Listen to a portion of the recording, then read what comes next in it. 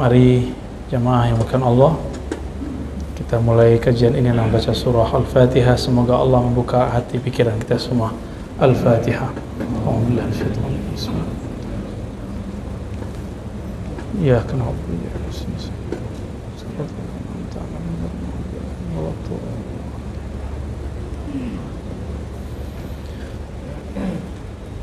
Bismillah walhamdulillah wa bisanadina al-muttasil ila sayyidina Nabi sallallahu alaihi wasallam qala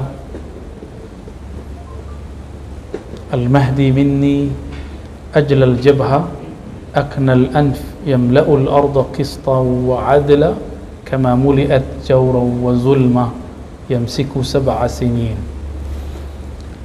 Bapak saudara yang bukan Allah, insyaallah sampai Isya nanti kita akan membedah hadis-hadis mengenai Al-Imam Al-Mahdi, terutama setelah Daulah ala Minhajin Nubuwah berdiri. Sekedar mengulang untuk merefresh karena mungkin kebanyakan pengajian di sini ya. Bener ya? Sebelum terjadi khuruj Dajjal, keluar Dajjal, apa yang terjadi? Terjadi fitnah. Fitnah bahasa Arab artinya kekacauan. Dan ulama kita, saya berdiskusi, belajar juga kepada ulama uqala yang ahli akal, intelektual, ulama-ulama ahlul qulub, ahli-ahli qalbu, ahli rohani.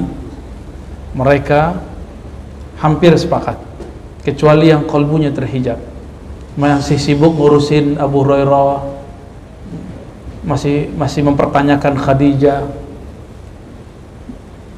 Nggak ada kemajuan spiritual dan intelektual, nggak ada persiapan ke arah sana.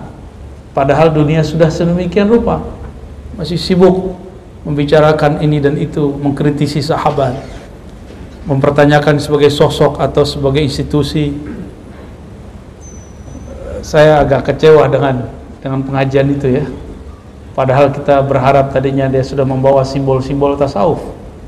Karena kebangkitan umat itu salah satunya kebangkitan rohani, dan itu pasti dalam tasawuf. Tapi Imam Abdul Qahir Al-Baghdadi punya dua kitab, Al-Farqu Bainal Firaq, lalu Usuluddin. Beliau mengatakan di kitabnya, akidah yang kotor, yang kelabu, yang rusak tidak akan pernah nyatu dengan tasawuf yang bening. Oh, dia ahli khalwat, itu urusan dia. Berarti khalwatnya bukan ma'allah, masih sibuk ya. Kalau kita mempertanyakan sosok Abu Hurairah, maka ada 5.000 hadis yang akan dibuang. Apakah Imam Bukhari bodoh? Apakah Imam Ahmad bodoh? Apakah Imam Syafi'i bodoh? Apakah ulama-ulama ahli hadis dari masa ke masa mereka bodoh sehingga kemudian tidak mengerti siapa sosok Abu Hurairah lalu dipertanyakan sekarang ya? Kita agak kecewa besar dengan sikap seperti itu ya.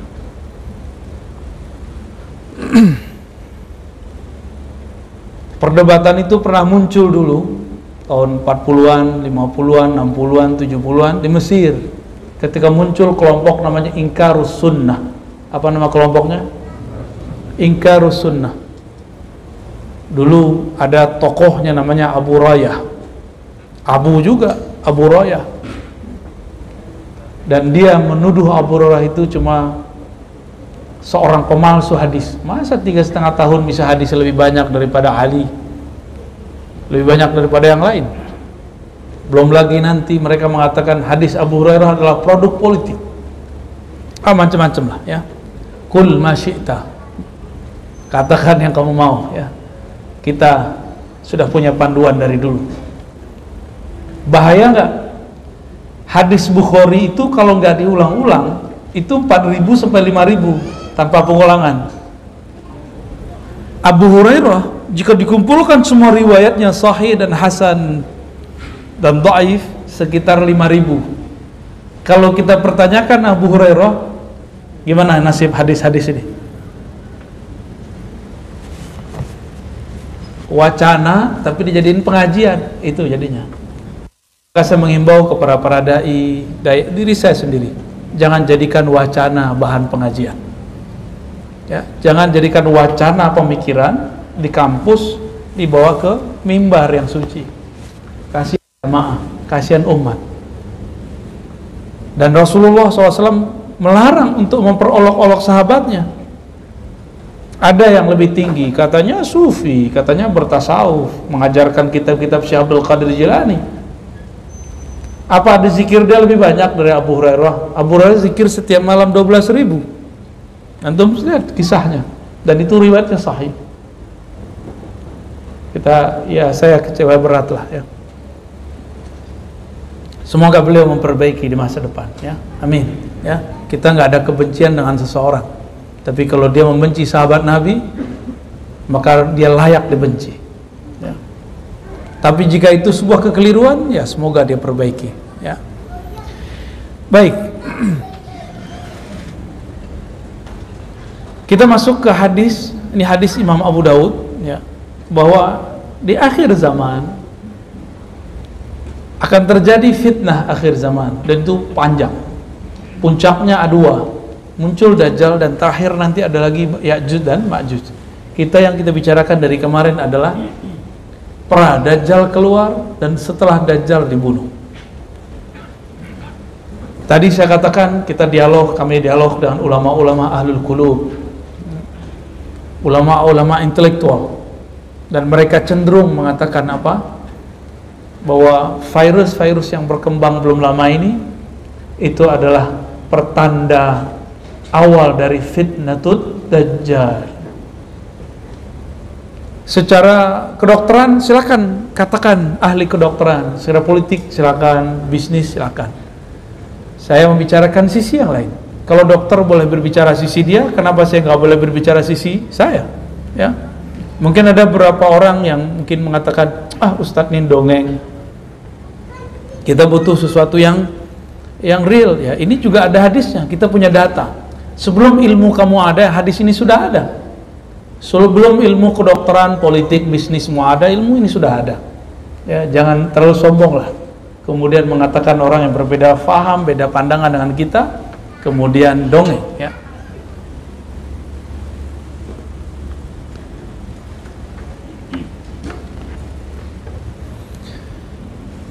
Ini kita tampilkan hadisnya. Ini flashback sebentar ya. Jadi mereka kemudian menganggap inilah, kalau dia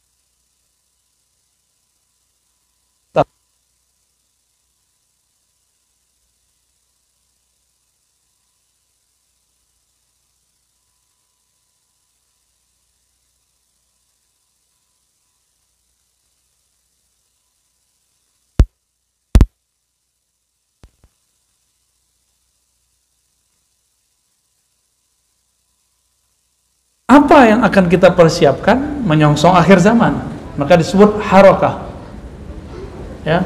Lalu tujuannya sampai kemana? Tujuannya itu yang kelima, yang Nabi sebut summa yakunu ya. Lalu setelah itu ada daulah, kekuasaan ala minhajin nubuwah, dalam manhaj kenabian. Itu.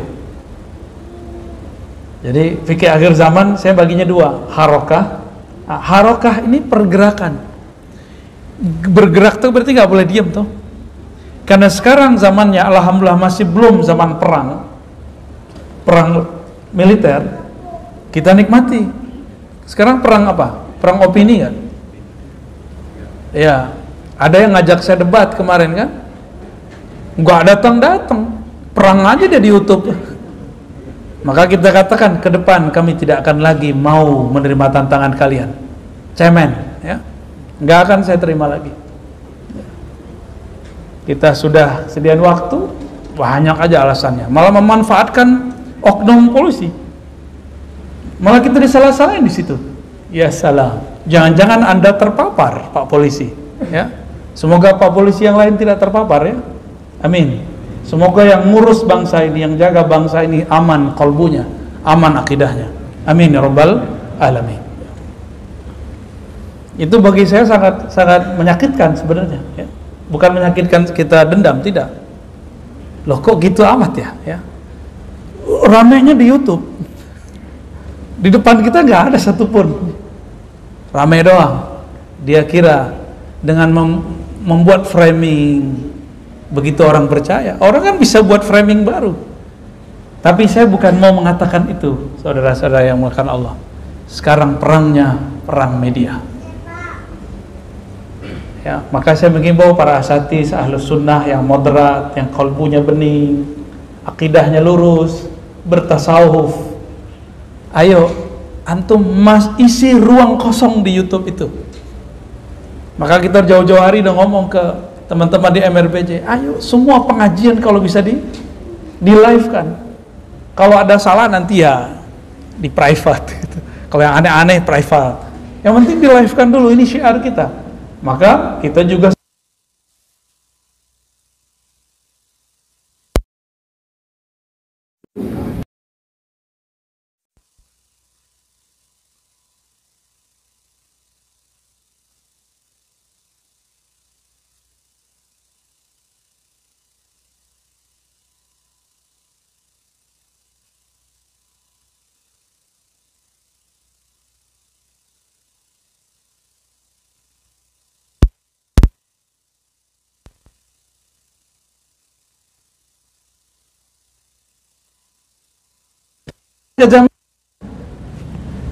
saya dengar 20 tahun lalu yang ngomong Ustadz itu 20 tahun lalu, Pak. Kira-kira kalau sudah debat tidak ada, mereka terus antum dia ini sih masjid ini diklaim masjid mereka dulu ini. Pengurusnya ada pengurus yang belum benar, ya, masih belum sadar maksudnya. Gini modelnya belum paham juga. Udah begini gaulnya belum paham juga. Makanya gebrak meja loh depan Said Agil Al-Munawar, guru kita. Rasul. Ternyata mereka emang nggak percaya zuriat Rasulullah Sallallahu Alaihi Wasallam. Nggak boleh saya gebrak. Ini keturunan Rasulullah Sallallahu Alaihi Wasallam. Kecuali dia ada perkara yang memang sisi manusiawinya. Ini beliau berbicara baik di masjid.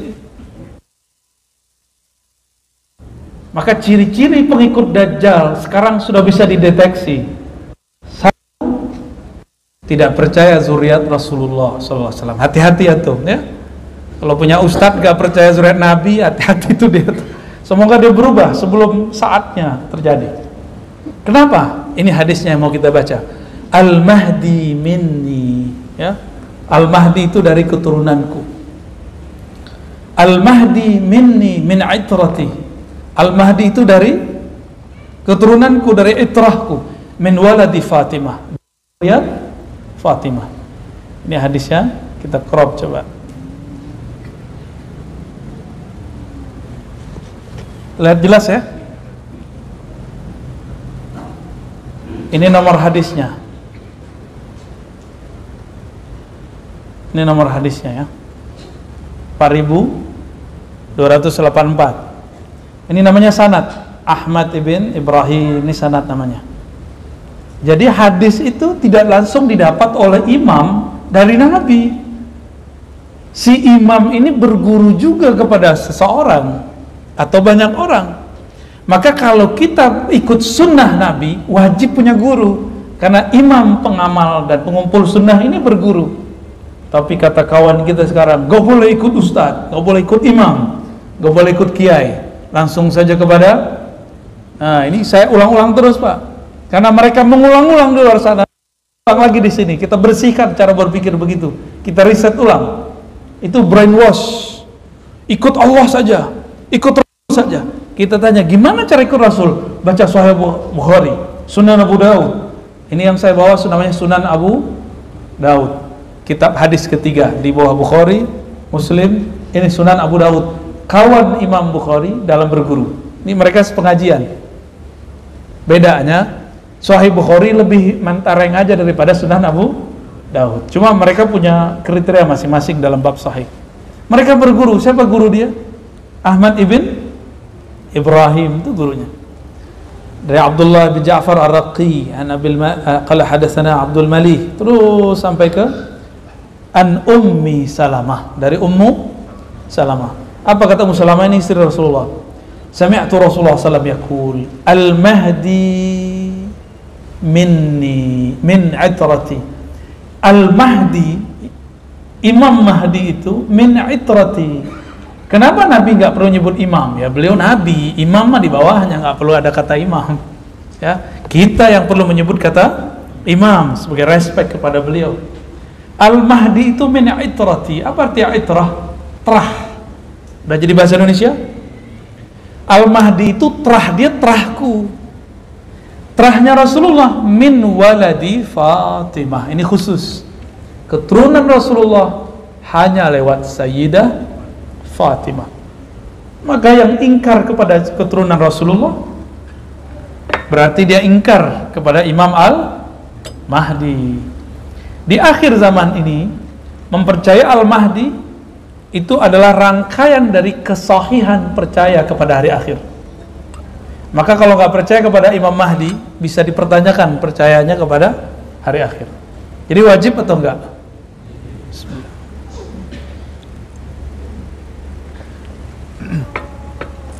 Jadi percaya terhadap hari akhir, di dalamnya ada tanda-tanda kiamat. Salah satunya khurujul Mahdi, munculnya Al-Imam Al-Mahdi. Ini hadisnya. Berarti mulai hari ini hormat nggak sama zuriat Nabi? Hormat. Tapi manusia biasa, mereka manusia biasa. Karena di darahnya ada darah Rasulullah Sallallahu Alaihi Wasallam. Habaib itu sebenarnya gelar tinggi. Setiap yang lahir itu gelarnya Sayyid. Cuma sama kita udah muka Arab aja, punya fam lagi langsung panggil Habib. Enggak. Yang berhak dipanggil Habib sebenarnya adalah zuriat.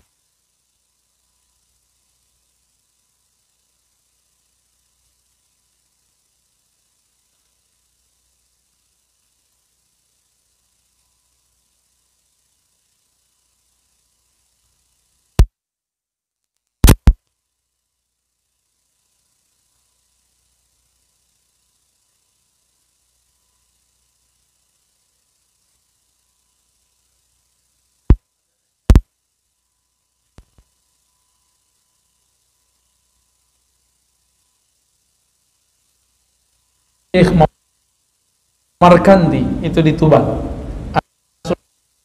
Anaknya lagi namanya Sunan Derajat dan lain-lain, itu masih keturunan zuriat Rasulullah. Yang ini orang Jawa Nusantara Sunan Derajat, wallahu alam. Itu penemuan sementara, barangkali ada penemuan lain, wallahu alam ya. Jadi dari maka menghormati mereka, kita khawatir jangan-jangan dari zuriat ini ada keturunan Rasulullah yang menjadi Al-Imam Al-Mahdi. Dan Rasulullah mengatakan dalam hadis Tabarani, Al-Kalabazi dan lain-lainnya, ahibbu ahla baiti hubban li, cintailah zuriatku, karena engkau cinta kepadaku. Jadi bukan karena dirinya, tapi karena di dalam dirinya warisan Rasulullah sallallahu alaihi wasallam. Dan Bapak saudara Allah, kiamat tidak akan terjadi kalau masih ada dua pewaris. Satu pewaris ilmu Rasulullah, yang kedua pewaris nasab Rasulullah sallallahu alaihi wasallam, ya. Itu para sayyid, ya. Itu mereka, beban mereka lebih berat dari kita. Karena kalau dosanya itu digedein, satu gede itunya. Kenapa mereka bawa Rasulullah sallallahu alaihi? Bukan berarti para sayyid ini tidak ada dosa. Mereka ada dosa, sama kayak kita persis. Yang nggak belajar ya nggak jadi ulama, yang dagang ya jadi pedagang, yang sekolah, yang berpolitik jadi politisi. Sama kayak manusia biasa. Perbedaannya dia dipilih Allah menjadi zuriat Rasulullah SAW. Kita bukan, gitu ya. Karena kita bukan zuriatnya dari sisi nasab, maka carilah nurnya dari sisi ilmu. Ini hadisnya. Hadis ini sahih, ya. Oke. Ini satu riwayat.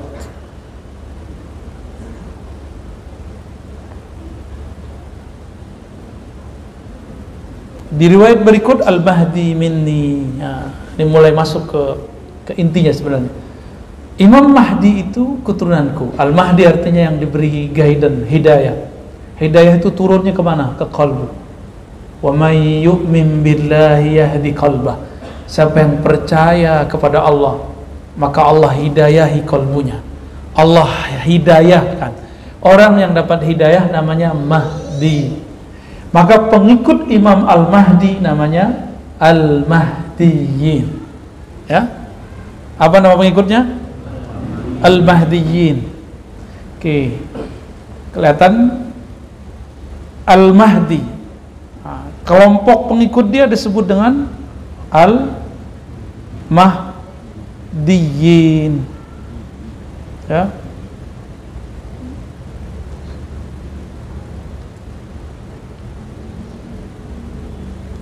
Apa arti Al-Mahdiyin? Orang yang kolbunya diberi petunjuk oleh Allah. Berdasarkan surat Taghabun tadi, wa may yu'min billah yahdi qalbah. Siapa yang percaya kepada Allah, maka Allah guidance kolbunya. Maka siapakah kriteria Al-Mahdiyin ini? Satu, dia mukmin. Ya, mukmin. Satu. Mukminnya tidak hanya dengan mulut, tapi dia bergerak dengan kolbunya. Maka dia ahlul qulub, ya, ahli kolbu. Kolbunya hidup, karena hidayah turunnya ke dalam kolbu. Hidayah nggak turun ke sini, Pak. Maka bisa jadi orang tamat pesantren nggak dapat hidayah, apalagi di luar pesantren. Ya. Orang tamat UIN aja bisa liberal, apalagi antum. Jangan dibalik. UIN liberal sesat. Kalau tamat UIN bisa sesat, antum gimana ceritanya? Jangan dibalik. Ini logikanya sekarang dibalik. Karena mungkin ada kecemburuan dari orang tamat-tamat universitas yang sana. Mereka nggak mau, ya, nggak mau ditinggal oleh jamaahnya, atau pengen menghancurkan pamor ulama yang tamatan UIN, IAIN. Gimana caranya? Tuduh aja UIN, IAIN liberal. Tuduh aja itu murtad. Biar jamaah ngaji ke dia, kan gitu jadinya. Biar umat tidak ikut, kan begitu. Itu sudah bagian dari dajajilah, pembohongan, pembuatan opini yang tidak benar. Kalau di kampus UIN orang masih bisa keliru, padahal di situ diskusi keagamannya tiap hari, kira-kira antum yang ngaji kitab bagaimana? Lebih gawat lagi. Jangan dikira pemikiran begitu cuma ada di sini. Ummul Qura banyak, di Madinah ada. Antum kan nggak suka sama orang yang aneh-aneh dikit. Padahal kadang aneh itu ada yang benar loh. Karena Nabi mengatakan ghuraba, ya.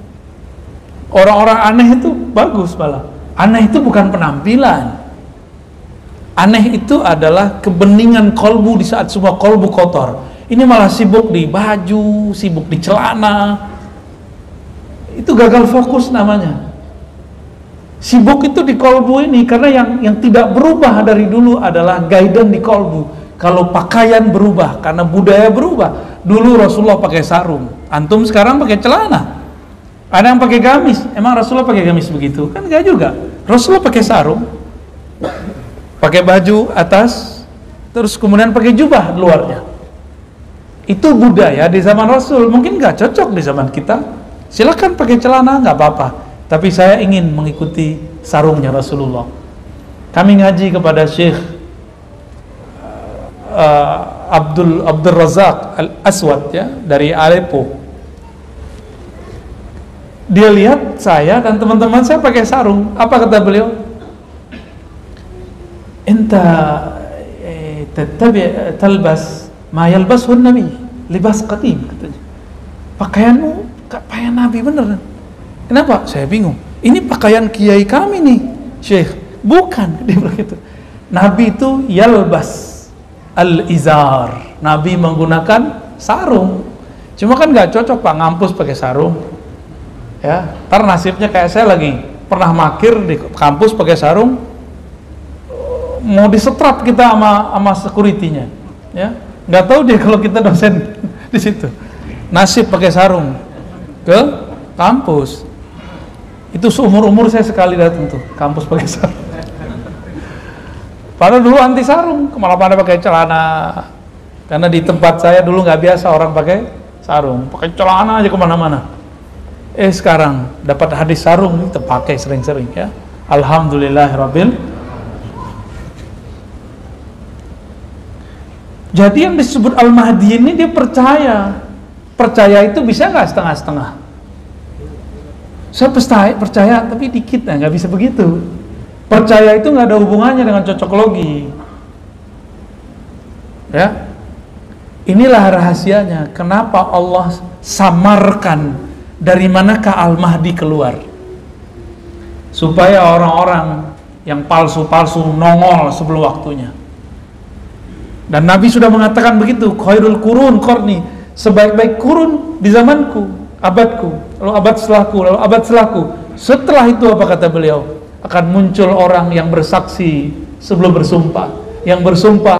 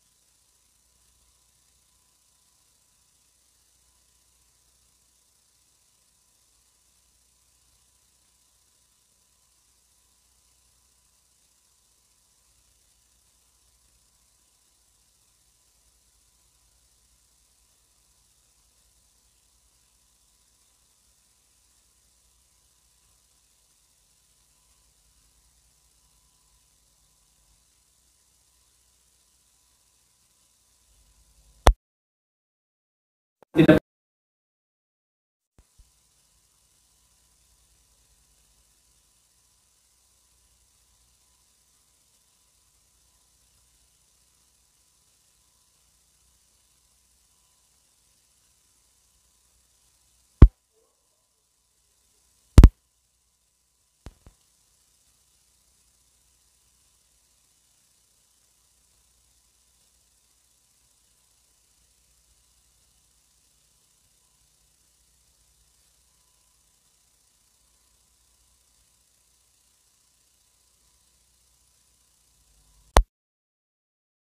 Bukan hafalan, ilmu ini bukan ilmu hafalan. Dia masuk ke dalam kolbu.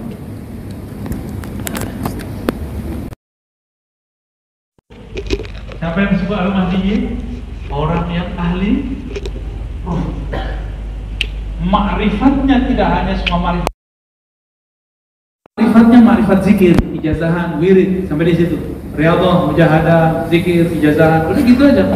Namanya thariqat. Nggak cukup di situ. Thariqatnya harus terus sampai thariqat rohani. Karena disitulah dia dapat benar wa ta'ala. Jadi wa yu'min billahi yahdi kepada Allah, maka Allah guidance kalbunya lewat ruh. Gitu cara menerjemah ayat ini. Ya, surat At-Taghabun.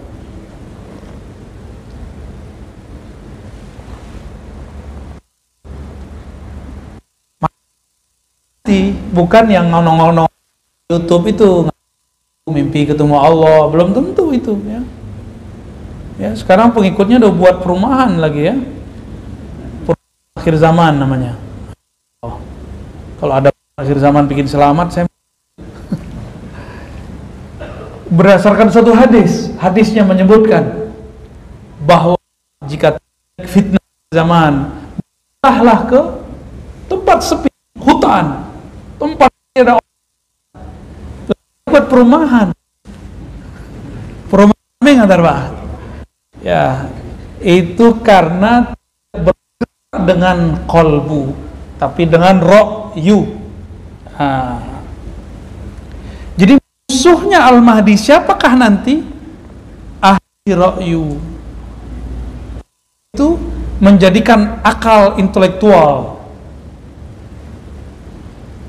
segala-galanya. Akal doang ya.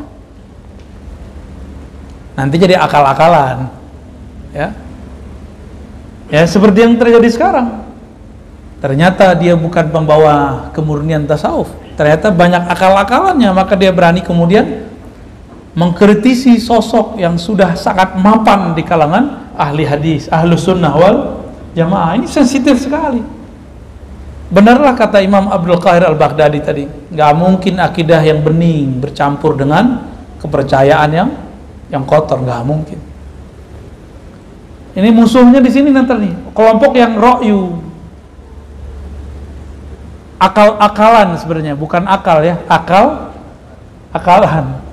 Kita sebut sekarang cocok logi. Nah, ini hati. Cocok logi bukanlah hidayah kolbu. Maka kalau orang cocok logi ini ngomong batin saya, hati saya, firasat saya, antum hati-hati aja. Ya, mereka sudah keliru kemarin, dan tapi tidak minta maaf mengenai dukhon. Ada yang minta maaf ke umat, minta ampun kepada Allah, tidak. Itulah ego intelektual ahlu ro'yu. Orang ahlu ro'yu itu nggak mau minta maaf, gengsi, takut dia. Kemudian kalau minta maaf menurunkan pamornya. Padahal orang yang ilmiah itu mau mengaku salah. Ahli qalb memaafkan di saat orang menyerangnya, di saat orang membencinya, dia nggak masalah bagi dia. Jadi pembedanya apa? Di sini ahli ruh. Nanti jadi perangnya ini nanti nih. Orang yang ro'yu. Ro'yu ini terbagi dua. Ada yang pakai teks, ada yang pakai konteks. Pakai teks, dalil ini, maka pertanyaannya mana dalil mulu. Ro'yu juga itu. Walaupun dia mengira dengan menyebutkan dalil itu sudah nyambung, belum tentu nyambung. Ketersambungan pemahamannya harus dibuktikan, nyambung gak dengan ulama. Kalau enggak masuk. Ya. Kemudian coba perhatikan di hadisnya ya. Hadis ini sudah mencakup apa yang mau kita bahas pada malam ini mengenai Al-Mahdi. Ini ciri-ciri fisik. Nah, di sini banyak orang stres ngaku nih. Ajlal jabhah, jidatnya agak lebar. Hati-hati antum yang lebar tuh ya. Ntar lagi stres ngaku Al-Mahdi lagi. Beruntung lagi jidatnya nggak lebar. Aman. Aknal anf ini mancung lah ya, tapi nggak mancung amat gitu. Yamla'ul arda qista. Ini dia. Jadi setelah nanti Dajjal kalah, kan Sekarang pembahasannya itu ya, setelah Dajjal kalah. Yamla'ul arda qista. Dia akan memenuhi bumi dengan qista. Apa arti qista? Keseimbangan. Wa'adla, keadilan. Semua orang pengen keadilan kan? Sekarang banyak yang menurut kita nggak adil. Kenapa? Karena kita dapat persepsi dari YouTube, dari berita. Persepsi itu yang membuat kita tidak mengatakan tidak adil, tapi ada kelompok lain mengatakan adil. Karena dia baca persepsi yang lain. Jadi jangan-jangan persepsi kita yang mengatakan adil tidak adil. Kalau nanti tidak ada persepsi, semuanya objektif. Kama muliat jauran wa zulma. Sebagaimana sebelumnya bumi dipenuhi oleh kezaliman. Yamliku sab'a sinin, menguasai selama 7 tahun. Di hadis yang lain 8, di hadis yang lain 9. Maka saya mengambil yang 9 tahun. 9 tahun. Masih ingat Dajjal berapa hari di bumi? 1 hari sama dengan 365 hari setahun. Gak usah khawatir, nanti Allah ganti. Setahun, sehari bersama Al-Mahdi, nanti sama rasanya dengan setahun. Hitung aja tuh, 9 kali 365 kali 365, rasanya ribuan tahun, rasanya. Tetap hitungannya 9 tahun. Itu kenapa? Karena farhan, karena sangat bahagia. Kenapa bersama Ad-Dajjal terasa lama? Karena merasa mencekam, tersiksa. Jadi dua nih waktu. Ada waktu yang membuat kita terasa lama, itu karena tersiksa. Ada yang karena saking bahagianya. Nanti di zaman itu, di pendek cerita kita simpulkan banyak hadis. Di zaman itu gak ada lagi orang yang berhak menerima zakat. Maka mumpung yang punya rumah kosong, punya rumah nganggur, kasihlah ke orang-orang yang nggak punya rumah tuh, yang punya harta.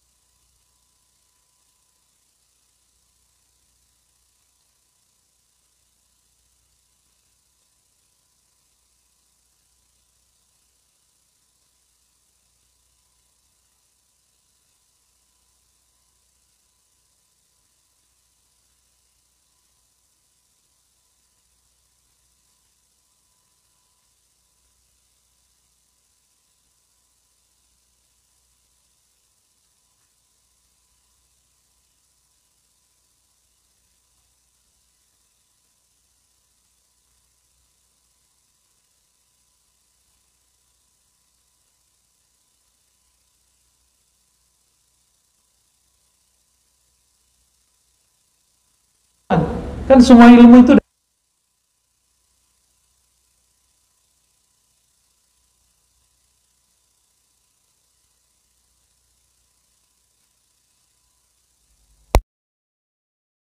sini berapa tahun di hadisnya? 9 tahun. Ini kita tunjukkan, semoga ini ketemu di setelah ini hadis yang menunjukkan 9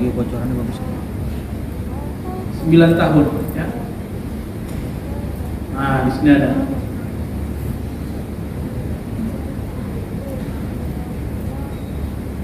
Fayalbas sab'a sinin, lalu Imam Mahdi tinggal selama 7 tahun.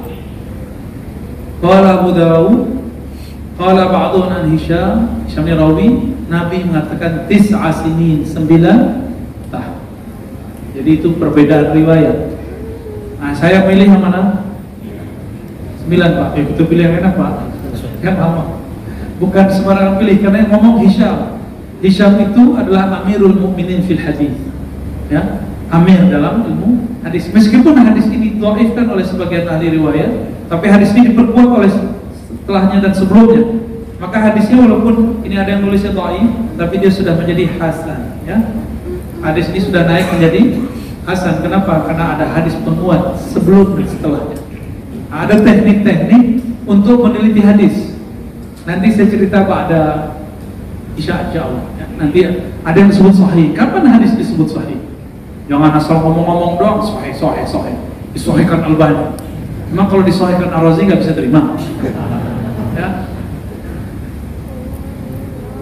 Lagu aman nanti gitu ya.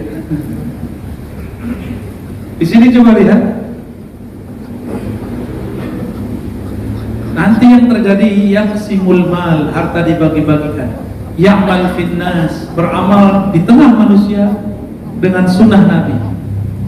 Berarti sebelum itu terjadi, sunnah tidak akan pernah tegak secara utuh. Maka jangan paksa sekarang kita harus syariat gitu. Tenang aja, sabar-sabar dulu lah. Rasulullah 13 tahun kok sabar di Mekah. Kemudian setelah sampai di Madinah belum hati. Sampai Fatu Mekah tahun ke-8 Hijriah. 13 tambah 8 berapa tahun? 13 tambah 8 21. Ini kita bakal nunggu gak nyampe sampai 21 tahun. Nah aja. Di awal pandemi tahun berapa? Kita akan ada dampaknya 2020. Ya gak nyampe lah. Paling-paling umur Nabi di Mekah. Umur Nabi di Mekah berapa? 13 tahun, paling segitu kita nunggunya. Kalau mau kita memunasabahkan dengan hadis Nabi Sallallahu Alaihi Wasallam, mau sabar nggak? Ya. Kenapa saya nyebutnya sekitar 13? Karena semua yang terjadi pada Rasulullah itu akan berulang sekarang. Itu disebut ismu, namanya, keturunan apa, tanda-tandanya, kejadian-kejadian padanya itu sama seperti aku. Mirip persis, nggak jauh-jauh beda, ya.